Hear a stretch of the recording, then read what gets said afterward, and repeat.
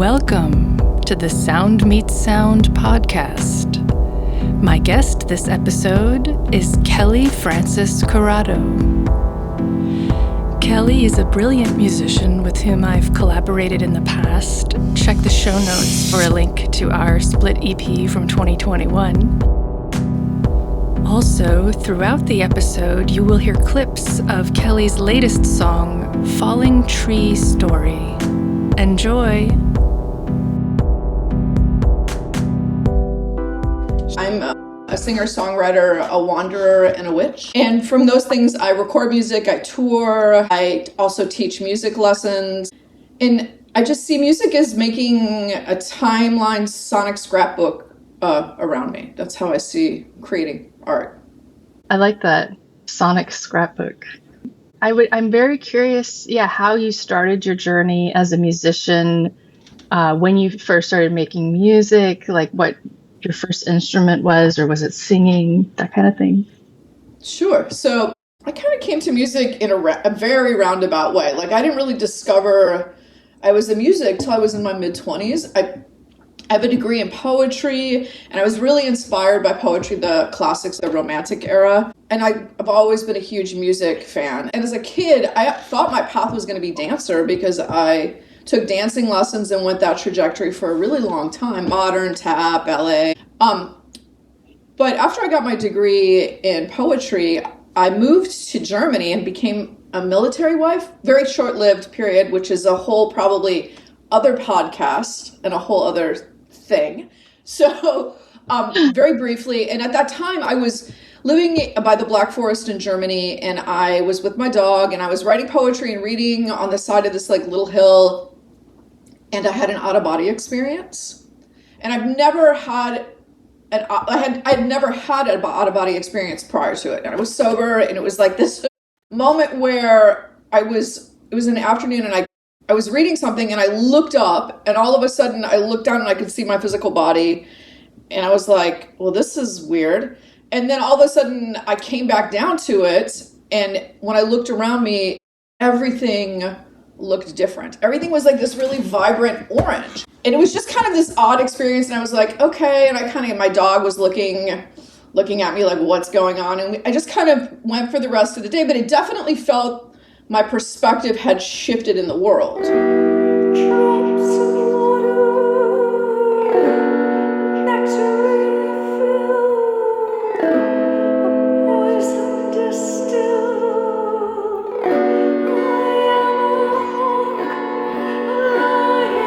And then over the course of years, I started to hear music in my head, and I was like, I don't even know how to take what's coming to me artistically and put it into a physical form. Like I was like, I don't even know what to do with this, because it's so different. It was so different than any other art form I had explored. And so then I moved to Seattle and became not a military wife, and I started taking various music lessons. I started with guitar was my gateway instrument, actually. I had some friends, and one of my friends very generously gave me a guitar and was like, I think that you're a songwriter. Like, I get this feel, like literally bought me a guitar. And I was like, really? It was kind of this incredible moment, because I don't think I would have bought a guitar prior to that.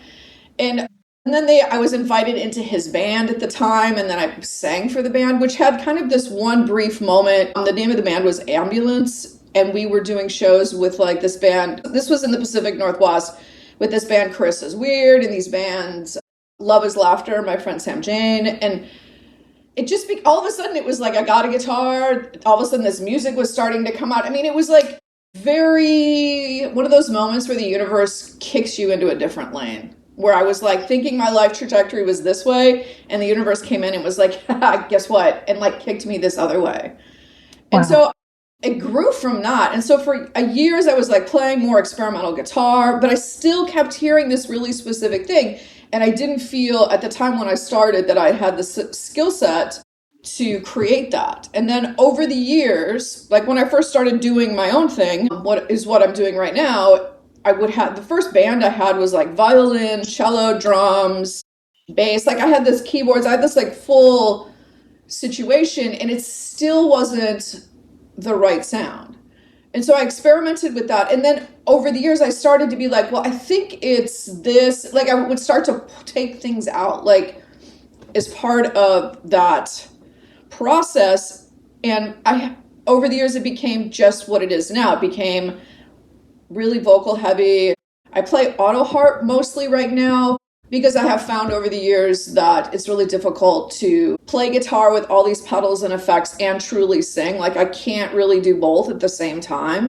Even though I create a lot of the music first on the guitar, I will have, like, for example, I'll use a loop station pedal and I'll create, like, I don't know, 10 or 11 guitar layers. And then I'll be like, okay, I'm going to find a violinist for this, or I'm going to use this line as my vocal line and this line. Like, so it's become more this minimal thing over the years. And I definitely have folks who are helping me. Like, I have a dear friend, Jeffrey McNulty, who helps me out tremendously, who's just wonderful, who's an engineer, co-producer, like a brother, also a mentor over the years. And I also have another friend named Bobby Wayne, who is an incredible beat maker and production. And he's also a great guitar player. So, and he lives close by to me. So he helps me kind of, like, if I'm stuck with an idea, I go to him.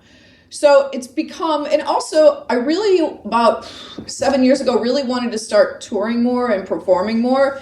And I found it, and I started to do initially with, like, other people, like a drummer here or a violin player here. And I still do that. But I found that I wanted to be able to just kind of, like, if I get an opportunity or an opportunity presents itself, that I can just kind of get up and go. And so I've developed the music to be in a position where it can have, like, a full orchestral sound or be really minimal, which is also really enjoyable to perform. Anyway, so my meandering here of my life trajectory, right? The next part was, after I kind of got into this musical place in 2021, it was like the best timing ever, like at the height of the pandemic, at the height of, just crazy town, like, just in 2021, right before the vaccine. And I got gifted, like, from a grant, a portable recording studio. Right. It was like one of those moments. And I also had a moment with my guides where I was like, all right, y'all, like, I need some help, because I want to, like, be creative and put out into the world and connect with the world, but, like, the world is this way. And a few months later, and, like, that wish came true, which is incredible, and I'm super grateful. And I got this recording studio, and then I just went deep. I've been going deep in learning, and, over the years I've worked in Ableton, Linux, Reason, like Logic, like all of them, Pro Tools, but I've never, like, deep dived into the recording engineer aspect, which is a whole other thing, a whole other art form. So since about the end of 2021, I've been focusing on learning just how to engineer this music, which gives so much freedom, which gives like, I can take this and, like, go to a field of swans and do a field recording outside. I mean, it's just opened everything up in a way and made things so much easier to do. That's a really, really fascinating origin story. I love that the universe hit you with this out-of-body experience, and all of a sudden you're like, oh, now I'm a musician, I guess. That's and amazing. I totally, it has been really amazing. I wished for it.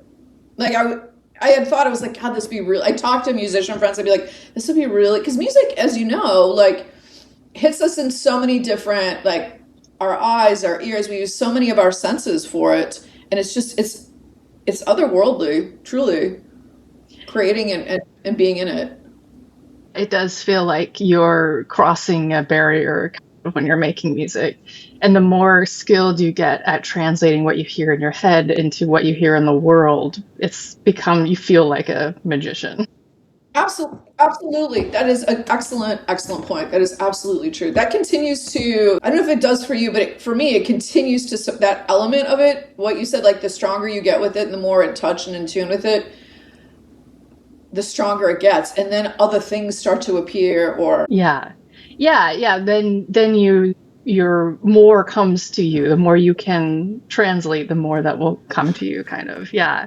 And the deeper your relationship with it. But I do like that you were sort of prepared for music through poetry and dance, which I think are Yeah. so obviously so closely linked to music. And I think that was like a great training for you to become a musician. You were already in touch with so much of what happens as a musician. So I think that's really cool. Yeah, I love the journey of like, I hear these things and now I'm going to go out and figure out how to put them out and make them outside sounds. Like inside sounds are now the outside sounds.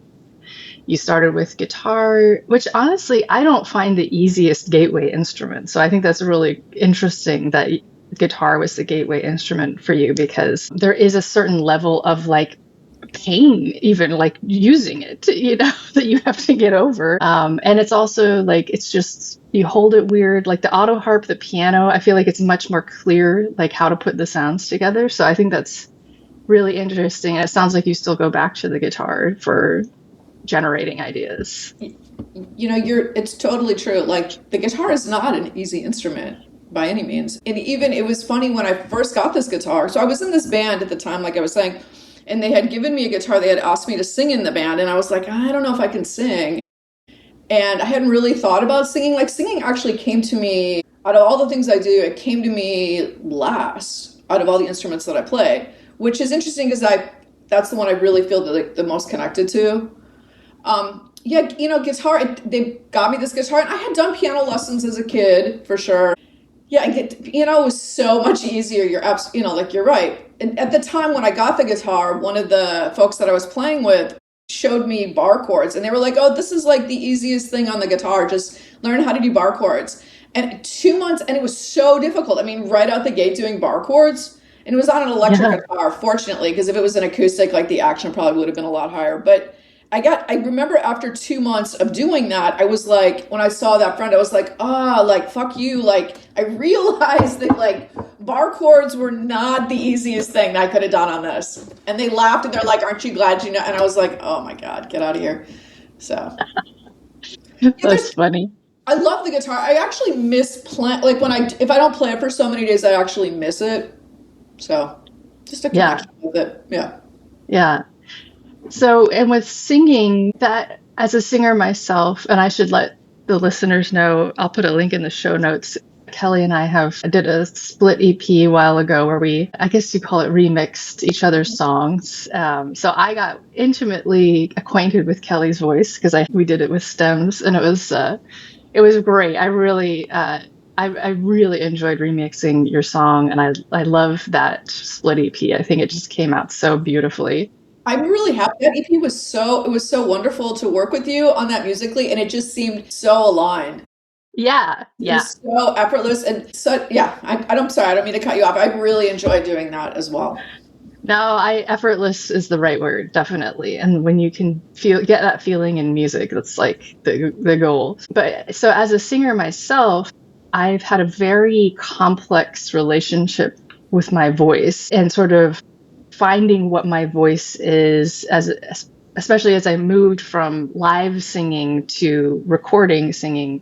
Live singing meaning like, no microphone or anything, like sort of opera art song kind of thing. And what the difference was there. And, as you get older, your body changes. And so your voice changes. And so it's actually for me, it's been a very complex kind of relationship that changes yearly, honestly. So I'm just curious. And also like with the breath, I feel like my relationship to my breath has changed a lot over the years because I started training as a singer when I was a teenager. So Oh, wow. I guess I'm just curious. Have you had a similar, like, did you have to find your voice or did it just come to you immediately? And have you had a journey like that, or is it always easy? With voice is one of those things. It's definitely like it was like definitely another universe moment for me where I never really thought much of singing. Like, it never intrigued me. It never really, I mean, that's not true. It definitely intrigued me, but I wasn't necessarily drawn to it initially musically. And then I'm trying to think if there was a specific song that I wrote called The Rose's Courage, which was off of, I think, Book of Echoes, at my album Book of Echoes. And there's a particular, for the chorus, I went up an octave in my range. And at the time I was doing more speaks. I've been doing more speak singing. I hadn't really, like the breath, I was not really thinking about any of that. Like I didn't have any of the training, or I think it sounds like you have like a wide range of experience. I'm a lot more haphazard. It was a lot more haphazard. So anyway, I got to this place with that song, and I was like, I had to hit like a high C for it. And when I did for the chorus, it felt so different in my body than anything I had done musically. It hit in a particular, and before that, and also, truth be told, before that, and when I started making music, I actually signed up for operatic lessons because I wanted to know, and aural lessons because I wanted to know how to sing an aria, because I felt that if I was going to make music and I was going to sing, that if I could do an aria, that I could do anything, right? That was kind of my thinking at the time. But so I had done that a couple years prior, and I did study it for about 2 years privately, pretty intensely. And then I stopped and just kind of let it sit there. I didn't know what to do with it. And then as I was doing more of this project, a couple years later, I wrote this particular song called The Rose's Courage. And The Rose's Courage and The Mighty Mermaid, I should say as well. Both of those have, like I said, I go up an octave. And when I hit that particular high C, it resonated in my body in a different way. And at the time, I had always thought more that I was like a mezzo soprano. And when I hit that high C, I was like, yeah, I don't know if I'm a mezzo soprano. Like, I think, and I'm not even quite sure, even over the years of teaching, I'm not even quite sure. Mezzo soprano and like high soprano seem to have a lot of crossover with their definition, but that's probably a whole other podcast. But I find that when I hit that, which was about 10 years ago, when I started playing around with those higher sounds, it resonated in my body musically in such a way that I felt that I was closer, if not there, to what I was hearing in my head all along. And so with that, I continued to pursue that. So it was like initially it started with a chorus, or it started with the break, or it started with some kind of vocalese I would add to a song. And then I started training myself to do it for a whole song. And as soon as I started doing that, I was like, there's no way I can pull that off and have a guitar with 20 pedals at the same time. There's just I can't do both of those things. Because as you know, singing is such an embodied experience, right? Fully and literally. And so I think somebody gave me I don't know if somebody showed me an auto harp. I don't really know how the auto harp entered my life. I know that I bought one on eBay. It was like a Silvertone. I'm also a big fan of anything Silvertone. I bought it and I started singing and playing with it, and it was just so easy. And I felt like I could really let go within the music. I think that answered your question. I think I went like a long trajectory with that, but that's how I ended up doing this. It's as an artist in general, like I tend to cut, like if I have a body work, I tend to cut things out, or a process where I'll cut out, like I'll start with a full, like I started off with this project, like all these instruments and all these things, and then I started pulling away from them and then getting to the bare minimum and working really hard on just singing or just production. And as I've been getting older, I've been really trying to focus on one thing, right? I mean, so much noise in the world right now, and just in general, like I find that's. Yeah, that's I feel that too. It's like I want ease and I want flow, and to do that, you have to kind of cut out some of the extraneous stuff for sure.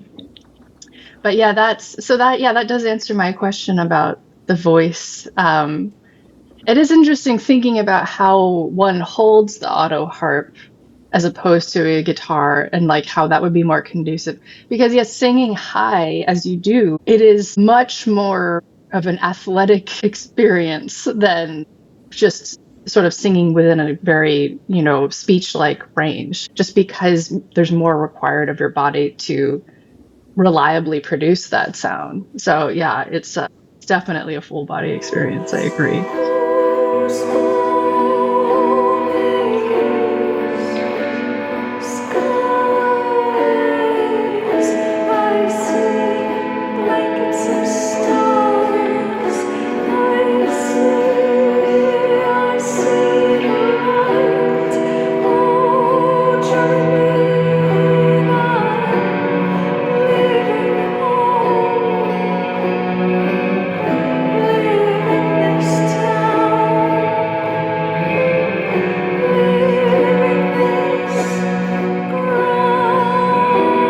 So we've actually gotten already quite a bit into my second sort of area, which is methods. I do want to explore that more, but I also wonder if you could talk a little more about being a witch and a wanderer and how that like intersects with your artistic life. And also, I think I've seen you post before about how a lot of this comes from your grandmother. So maybe if you would be interested to, and you don't have to, but if you're interested in talking on that, like your experience with all of that. Of course. How to unpack that? That's, I think, let's see. So the history of it would start with, so for years, my grandma, and my grandma was Bohemian Czech.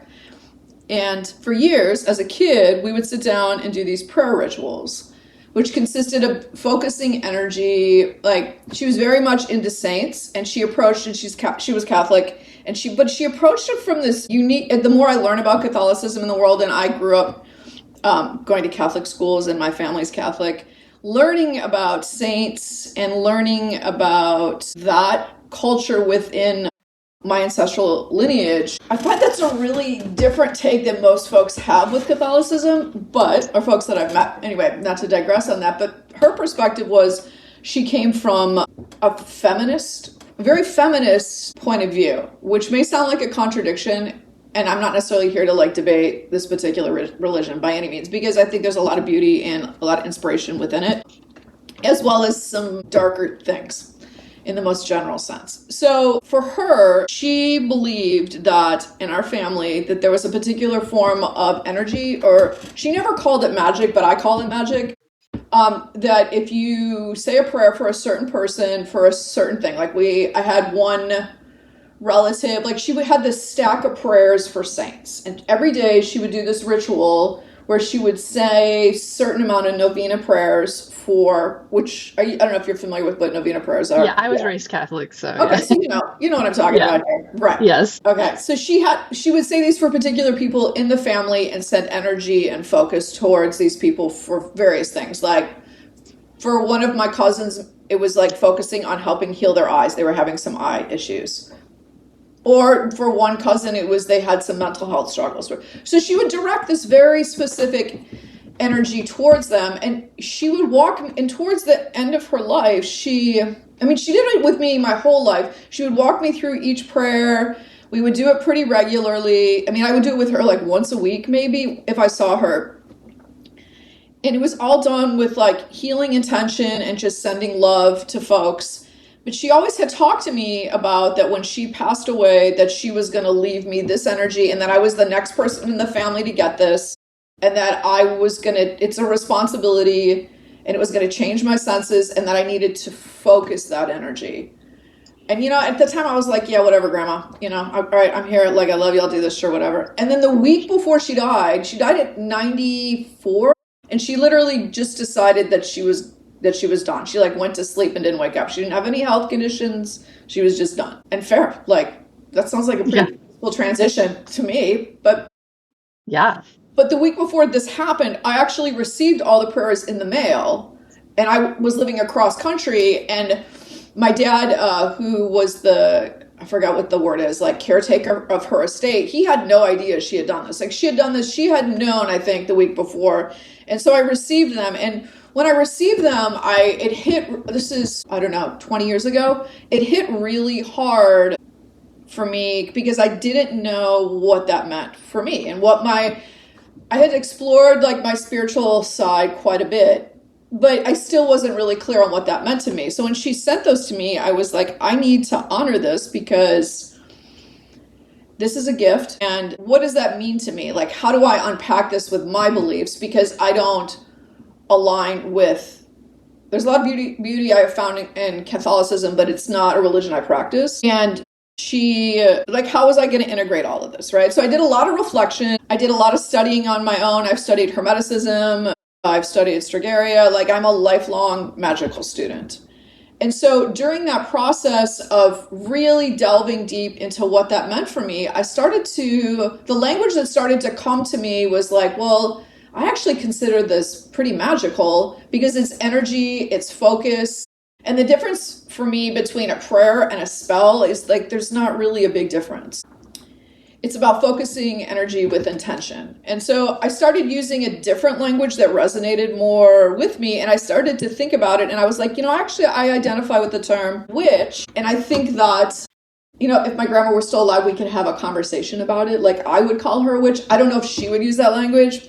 Anyway, I think that might be a digression. But so when I started to use that word, and that word really resonates, and I also like the word magician, but I know that can be hokey, but to me it's like this idea of creating and fully embodying something. So for example, like when I said sonic scrapbook at the beginning, it's like when I create with art, I feel like I'm pulling in all these different things, like making a soup or making a quilt. Like I'm pulling in these different aspects. It's not just some chords, some lyrics, and some instruments. Like it's, okay, I have this particular feeling that I'm trying to process because I feel music is such a healing tool that I'm gonna bring in this aspect of it. Okay, I want to use, so what resonates?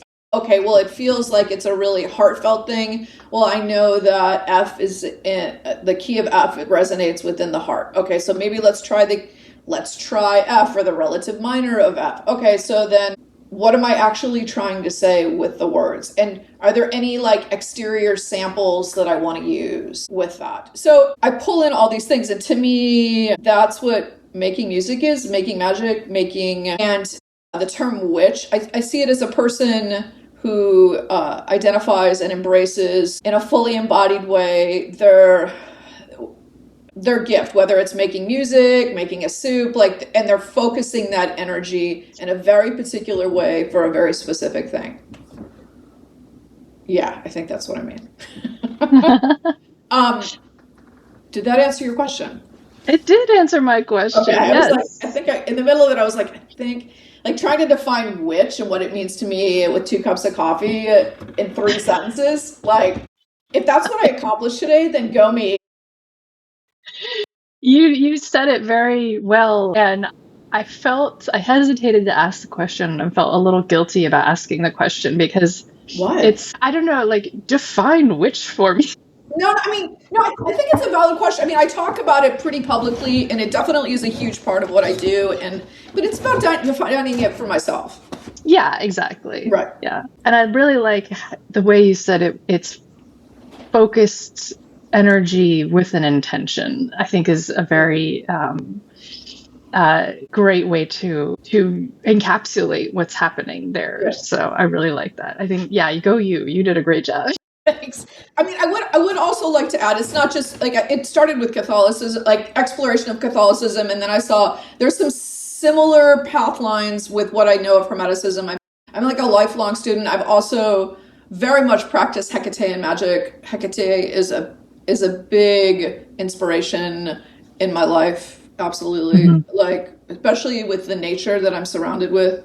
It's really, and a bit of Stragaria, like if we're going to like get specific with the terms, because I have done the research, like it was really important to me to not just kind of throw out these terms loosely, like I very much try to be of intention with that, like I'm very much not interested in co-opting anybody else's religion because it's convenient for me. Like that's, yeah, I'm not, right. Definitely, that's a big no for me. Stragaria, which is, I don't know if you're familiar, it's like an Italian form of witchcraft from, I believe, the 17th, maybe 17th century out of Napoli, which is part of also where my family is from. So I've done a lot of, and I continue to, right, as well. But I definitely, when that term witch started becoming more of the mainstream, I got really excited about it because I saw all these folks like saying like, I'm a witch, and I still see it like, I'm going to do this. Like it definitely feels like a moment where let's get empowered. Like, let me look at who I am, how I am in the world, and what I'm gonna like put out into the world. Right. Yeah. Yeah, it's a fundamentally an anti-capitalist, for sure, approach to the world where it's not about extraction. Yes. Absolutely. I mean, and there's that. It's like, I mean, is it a modern day version of like saying you're punk rock? maybe. But with the feminist feel, hell yeah. Yeah. Heck yeah. What really struck me about your story with your grandma was like, it's a broken lineage, and a lot of Right, witches have to find it for themselves right. because outside forces have violently cut them off from their lineage, you know. So you got sort of like a bit of like, you know, education and passing on of, this idea of focused energy with intent. But you're sort of left, like you said, when you got the novenas or the prayers or whatever, Yeah. like you were sort of like, well, what, like what do I do with this, you know? So it's like the idea that we just have had to sort of rediscover themselves over and over and over again because they're so suppressed, Right. by the society. I mean, I think it brings up some very interesting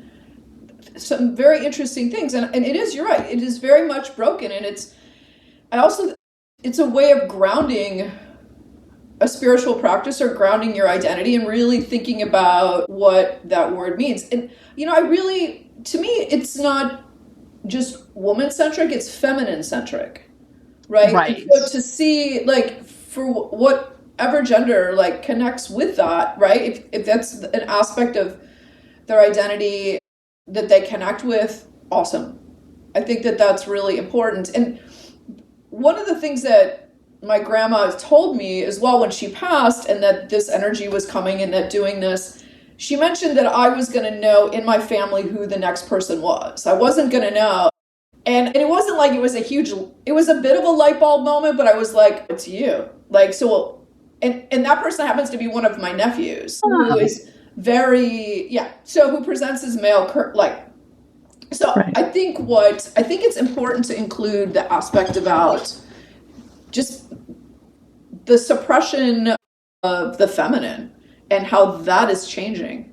And that is beyond important, right? That is just going to help us be Yeah. more balanced as a world. And I Right. can't speak for other cultures, but being in the United States, we really need that. Yes. 100 million percent times a million percent. Agreed. Well, thank you for that explanation of your relationship with that term and the research that you've done. You were talking about research for the witch stuff, but then you talking about F major and the relative minor and all that. So I'm curious how you got into learning like the music theory stuff. Was that something you just sort of acquired as you learned the instruments, or did you study Um, it specifically?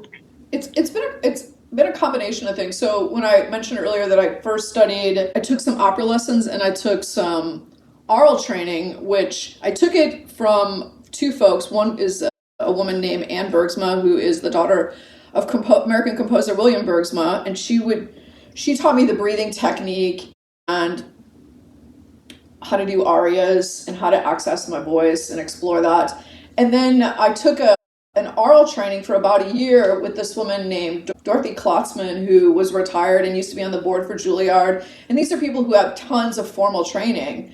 And Dorothy Klotzman was so tough.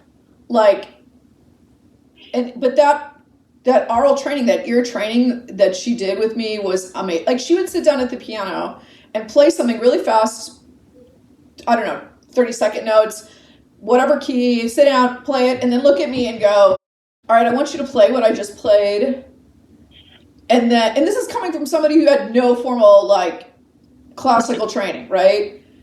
This is my introduction to it. And then she would hit notes on the piano and she'd be like, I want you to sing a third up from this E or a fourth down from this. So she got me into the language of it. So that's how it initially started. And then I discovered over the years playing with string players. String players are really interesting. And when I say string players, I say violin, cellist, and harpist. Those are the three that I've worked with. And not so much violists, and you need that language to communicate with them. A lot of the string players I've played with over the years come from one or two, and it's very extreme places. And I don't know if you've had a similar experience, but they'll either be ridiculously classically trained and they'll want me to write out the composition for them if I have something. or they'll be so loose. And I know in violin there's like fiddle versus violin, like that Yeah. terminology as well. But or they'll just want to like, all right, what's the key? I've only met one musician who can go between the two, and I play with her when I can. Lori Goldston, who is from the Pacific Northwest, and she has a really interesting musical history, and she has got this ear like just incredible ear. Like a door, I've joked about this before, but like a door can squeak and she'll tell you it's like in the key of B. Like she's of that, but then she can sit down and just play with anybody without needing, she can work with the music or work without. And she's just a really wonderful, flexible cellist. And she's pretty legendary around here because she played with Nirvana, and she's just been around a really, really long time. But she's the only musician I've met yet today as a who can go between the classical and I'm sure there's like a million more out there. I just haven't met them yet. Right. Right. Yeah, that divide, yeah, is very, and I was the classical person who for a long time I could not, because I learned piano. I was basically mostly self-taught, and I learned how to play by painstakingly learning how to read the music, and I would just plunk out. And then over the years, so I got really good at reading music, but my ear was very underdeveloped. And when I started playing because I was a pipe organist, and I started playing in churches, and Right, they're like, can you play in the praise band, play keyboard? And I was like, okay. And they'd hand me this lead sheet, or like chord sheet. right, right, I'm right. like, how do I do this? So I again painstakingly learned how to do that. So I'm much stronger a reader than like improviser or whatever, but I can do that. But so yeah, I totally get that divide. And oh, there was something you said. Oh yeah, so the ear training. I love that you study ear training privately, because for anyone who's never taken an ear training class, it is the most brutal class that pretty much anyone goes through, unless there's like the 0.01% of people who have like perfect pitch, like they don't need to think about it at all, probably like the cellist you're talking about. But it's a rare thing that class doesn't kick your ass. Like it's just so, Right? Like it just, well, and also we come from a place of like, I think as a society, we're so visually centric, yes. right? That when you come into that place, it's like a whole other thing. Yeah, where you're only relying on your ears to translate what's going on. And I love that it is kind of the only way to do it is for someone to just throw you into the deep end and be like, swim, Right, like exactly. play Yeah, what I just played, like, right, 'cause it's really hard to like teach in a like, right. it's really something that you just have to do to learn. There's no, yeah. So, so I love that. And I think that's the best way to approach learning music theory is to start with ear training and then learn like the 5-line staff notation and all that stuff. Um, so that's awesome. There was something else that you said, and it's floated out of my head. But that I just love your whole journey as a musician. So yeah, that was where I wanted to ask, because you're still teaching, right? I do teach private music lessons. I work for several schools and myself, and I teach piano, guitar, songwriting, sometimes like a fun rock band class. And I fell into being a teacher by accident. It was not something like I set out to do. And then I don't know, I mean, quite a while ago, 20 years ago, I was asked by a local in Seattle at the time. I was asked by a local arts organization to teach a rock camp, and I was like, oh, this sounds really fun. And I did it, and it was just really exciting and fun, and like to empower and help folks on their creative journey is a blast. Like it's really fun, and I do it quite a bit. And when I'm in songwriting mode or I'm in engineer mode, I also will be doing more of that.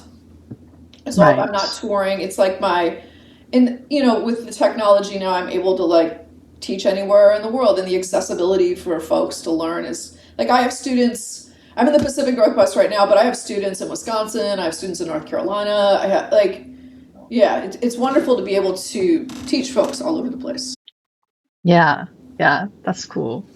So that, again, you just sort of, someone suggested it and you did it, and now it's just something that you didn't set out to be like, I want to be a teacher. Yes, another lane change. Right, I have become now, as I've gotten older, an active participant in my life. Do you know what I'm saying? Like, I feel like when I look back on the major trajectories of major changes in my life, it literally is like some divine intervention coming in and being like, guess what? Yeah, I mean, I literally got a phone call from like a person here at the time, and they were like, you want to teach like these kids Black Sabbath? It was like they wanted to learn War Pigs, and she was like, do you, and she had known me, Shannon Halsburton, who I think now runs the Artist Trust, which is a cool organization here, but for years she was connected to this place in Seattle called the Vera Project, and she called me up and she was like, yeah, I'll pay you, like, at the time, you know, this is like 20 years ago, she was like $50 an hour, and I was like, let me get this straight, you want me to go play with kids and make sure that, I was like, oh, okay.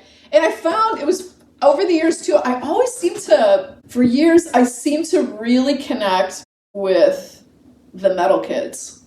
You know, it was mostly a lot of it initially started off with me being like, look, you can't smoke while we're here. If you're going to do that, you know, or like you can't swear, like it was me having like these real conversations about that at first. Right. But, you know, actually right now it's been really interesting because, I mean, it's really fun and it's been a journey and it continues to be very interesting. But in the last year, I have had more femme identifying adult students wanting to take guitar and like learn how to shred. I have one student who is she's a retired Boeing engineer. Oh, wow. And she's like all about guitar. I mean, I'm seeing this like rise in that, and that just makes you feel good, right? Like that's just like an aspiration. That's like goals. Yeah. So. Yeah. Being really good at guitar, being able to shred, these are very empowering things. Like they're called power chords, you know? Yeah, totally. Like I have a student who she's just turned 60, and she's an accountant, and she's like super into scales, and she's like, we learned the kinks, she wanted to learn the kinks, and she's like, I just want to be in a punk rock band. Look at the world. And I'm like, fuck yeah. Yeah. You're 6 years old. Fuck yeah. Like this resonates here for me. Yeah. Yeah. That's the time to be in a punk rock band.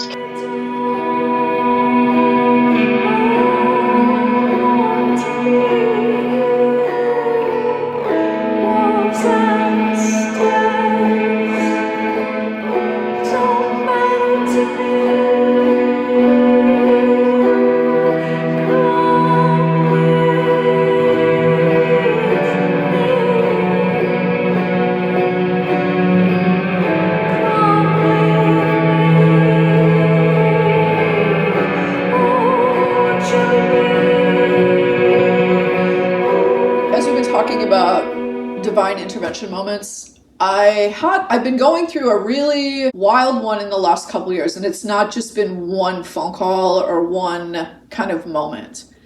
And I'm still processing it and going through it. But about right after I did Tough Feathers, which was my last record, that like full length that came out, I had this reoccurring dream at the time I had a lot of music that I hadn't recorded yet, and I kept having this reoccurring dream to like record all of it and do it. And for me, making a record usually takes 2 or 3 years. Like it's a process. It's not just like, boom, I go to the studio and I'm done. Like I don't work like that.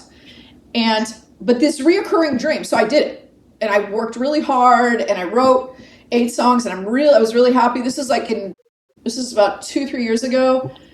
And then I was like, okay, I'm going to put it out into the world. And as I was starting to kind of get to that place, my personal life, it was like this moment where my personal life, it's somewhere between like a veil lifting and like a tablecloth being pulled with like tons of food on the table. Like it is still in a kind of epic change in my life. And it was about, I stopped, and when all this stuff came up, and not to sound too vague, but I had written these 8 songs, recorded them, produced them, had them mastered, all of it. And then my personal life changed. I had, my uncle passed away. I got into a car accident. Usually at these times, and I had some other things happen as well. And usually in moments like this, I go right to music, right to making art. But I was exhausted because not exhausted, but creatively drained because I had just done this recording thing. So I was in this really weird space. And my uncle struggled with a lot of mental illness. And in his passing, a lot of things came out. So that was really difficult. So there was like this ancestral reckoning that's also been going on. And it was in a really short amount of time. It was about a year and a half. Now, about 8 months ago, I started to kind of come out of this fog of it. And I've been studying with a healer for a really long time. And I went deep and I went in with that. And I just looked at my ancestral lineage. I looked at healing. And I did this big, deep dive into it. And then I've started making music again.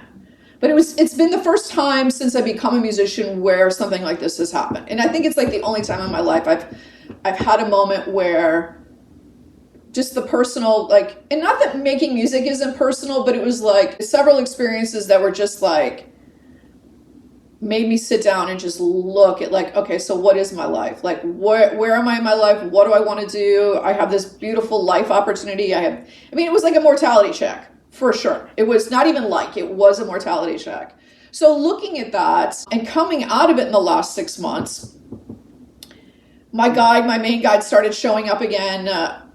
And I had 6 songs that I've been loosely writing for the last couple of years. And I realized that the body of work that I wrote before this happened and the body of work that I was been writing loosely is the same thing.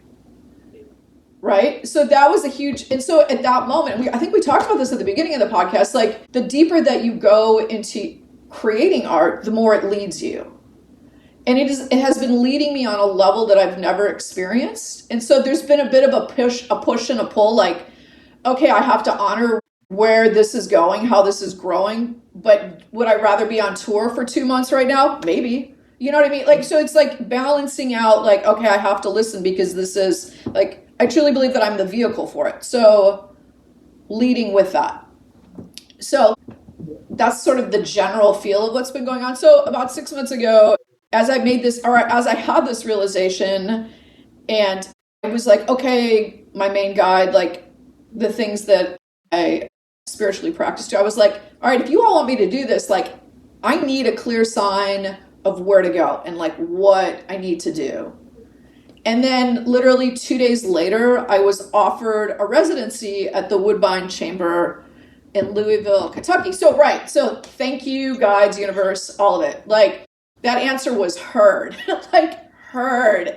And I'm so grateful that it was immediate. I'm like, that really helped ground a period that was very ungrounded. And in the last year and a half, like I'm a definite a creative workaholic. And I go to that. It's just, I love making art. Ever since I've discovered that I was an artist, like there's just nothing more enjoyable to do. So to be put in a position where I didn't have access to that tool as much as I had before, and I was reevaluating what that tool meant, what that part of my identity meant was really like a riptide moment. And so as I'm leading up here, I'm digressing with all these things because it's quite a big thing. I'm going to be doing a residency at the Woodbine Chamber in Louisville, Kentucky in March for 3 weeks, and I'm going to be recording the rest of this music. Right. And the body of work is called Everywhere We Burn. Yeah. And I'm really excited. And the space at the Woodbine Chamber it's a huge Gothic church. And I can't wait to just be a part of that community and really fully embrace this work. And I'm so grateful for the opportunity for the space. Yeah. And I feel it's a moment where like all my skills are going to be like focusing, right? Like working on that. So that's coming up. And then there's a performance on April 4th, like to culminate the residency. And right now I'm just, because it's a bit of a undertaking, I'm just focused on that, truly. Mm-hmm. And then all the other pieces will come together. So. Right. I love that title, Everywhere We Burn. Thank you. This is like the first time I've said it out loud, like in a public place, but I'm ready to do that. So. Nice. I'm honored. Yeah, Ah, it feels apropos of the time. Yeah, I get what you mean about when you have a stretch of like, I'm on the path, I know where I'm going, and like the path is just clear for how to move forward as an artist. And then you sort of hit all of a sudden, not just the path, all paths disappear, and you're like standing in an open field or in a right. desert, and you're like, where do I go? And it's such a frightening feeling. I've found it's a very unsettling feeling to be like, I thought I knew where I was going, and then all of a sudden, all the paths disappear. And yeah, that's where you really have to rely on your practices, spiritual guides, however, whatever practice you use to find that next path. Yeah, it's really, I feel like a car accident is a good metaphor for when Yeah. you lose the path or the path just disappears. Yeah. Yeah, Yeah. that was such a wild moment. I've written loosely a short film actually about that whole time period with the car accident because and I agree with you, right? Like art, as we were talking about earlier, art definitely it takes over, right? And to be in that place Hmm. where it's like a stark experience. I mean, I don't know if, even know. I don't know if there is. I'm still. I don't have one word for all of it. Like it feels really muddy. Maybe muddy. Yeah, muddy. I mean, I created during the course of it. I created when I started being about 6 months ago. When I started being creative again. I wrote a short film about it. I had taken a David Lynch like masterclass workshop, and I was like, oh, so I just need 24 scenes. So as for fun, I decided to do it, and then I realized that wow, maybe this would be a cool thing. Anyway, I don't want to digress, but Oh, it that's was great. the car accident aspect of it was really, it was very, I think, strange. It was strange because I had had a premonition I had got invited to do a show, or invited to be, a friend of mine was doing a show at Lump Gallery in North Carolina. They had a residency and they were doing a series of shows, and they invited me to come out and perform with some other performers and just a really lovely group of people. And I've been going to North Carolina pretty regularly, and there's just a lovely, inspiring artistic community there that I really connect to. But usually not usually, before I make a big decision like that, like I'll do some kind of reading on it, like a tarot reading on it, or I'll do some kind of meditation on it.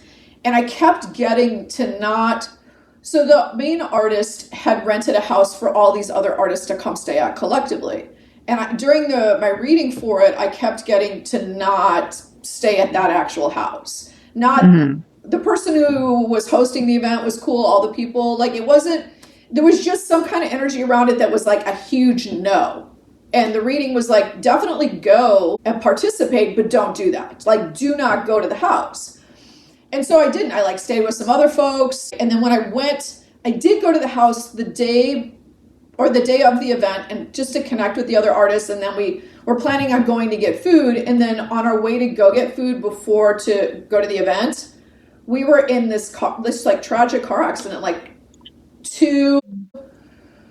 this driver came out of nowhere. It was the afternoon. There was barely any other cars. It was like 4 lane, like on each like section of a 4 lane. It was like 4 roads on a 4 lane intersection, and this huge black truck. And I was driving came out of what looked like they were going really slow, and I was like inching into the intersection because I had the right of way, and that car did this huge like something was going on with that person. It hit the car next to me, and then it hit us, and it was like that moment of slow motion, and I was like, am I going to be okay? And then my main guide fortunately came to me and was like, yep, you're going to be fine, just roll with it. So I was like, okay. And it was all very slow motiony, but during the course of it, one of the other folks in the other car next to me died.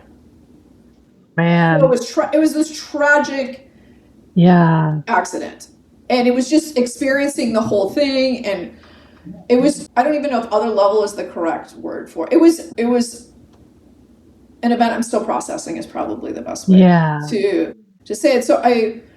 But the idea that I had, not the idea, the fact that I had pulled this like terrible tarot card, in relation to an aspect of going to the house, and I still went to the house. So there was just like this whole thing in my mind with like, should I have not gone?